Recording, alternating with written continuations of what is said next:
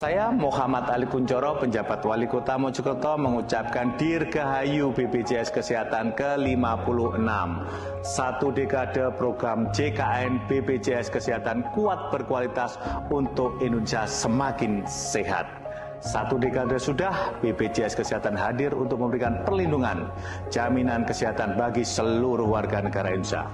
Banyak kemudahan layanan yang dihadirkan BPJS Kesehatan bagi peserta JKN dengan memanfaatkan 1. Aplikasi mobile JKN, 2. Pelayanan administrasi melalui WhatsApp atau Pandawa, 3. Layanan BPJS Kesehatan Care Center 165 dan juga melalui program rehab, rencana pembayaran bertahap atau pembayaran dengan mencicil tunggakan iuran.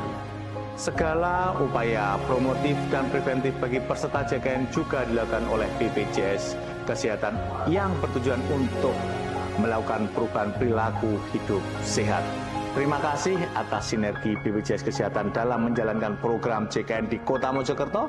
Mari bersama wujudkan jaminan kesehatan yang berkualitas bagi seluruh masyarakat.